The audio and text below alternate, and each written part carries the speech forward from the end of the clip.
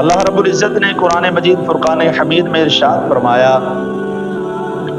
ان اللہ لا یظلم الناس شیئا، کہ بے شک اللہ تعالیٰ کسی پر رتی برابر بھی ظلم نہیں کرتا، تھوڑا سا بھی ظلم نہیں فرماتا۔ اب اللہ رب العزت اس آیت مقدسہ کے اندر جبار و قہار ہونے کے باوجود، کیونکہ جبار ہونا بھی اس کی صفت ہے، قہار ہونا بھی اس کی صفت ہے، تو اللہ رب العزت یہاں پر پھر بھی فرما رہے ان اللہ لا یظلم الناس،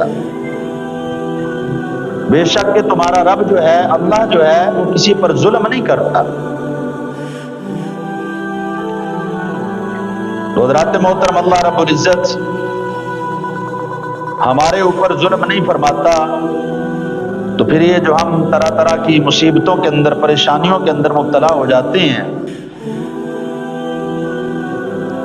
تو پھر آخر کار اس کا سبب کیا ہے، وجہ کیا ہے؟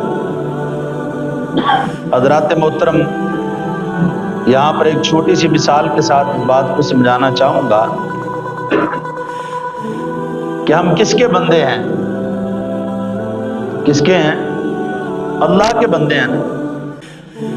ہمارا مالک ہمارا خدا ہے، ہمارا اللہ ہماری جانوں کا مالک ہے، ہمارے مال کا مالک ہے، ہماری اولاد کا مالک ہے، ہر چیز کا مالک کون ہے؟ اللہ ہے۔ مثال کے طور پر میں کسی کو کوئی چیز دے دوں، اس کی مرضی ہے وہ اس کو سنبھال کے رکھے، اس کی مرضی ہے وہ اس کو گندا کر دے، اس کی مرضی ہے وہ اس کو توڑ پھوڑ دے۔ میں نے جب کسی کو دے دی ہے کوئی چیز، تو اب وہ اس کی مرضی ہے وہ جو مرضی کرے۔ کیوں؟ کہ اب جو چیز میرے پاس تھی میں نے کسی کو دی ہے، تو وہ اس کی ملک میں چلی گئی ہے، اب وہ اس کا مالک ہے، اب اس کی مرضی ہے اس کو سنبھال کے رکھے یا اس کو توڑ پھوڑ دے۔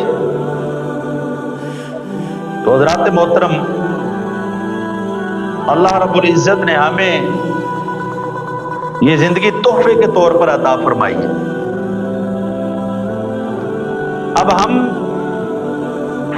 ظاہری طور پر اپنی جان کے مالک ہیں، لیکن حقیقت کے اندر مالک رب ذوالجلال ہے۔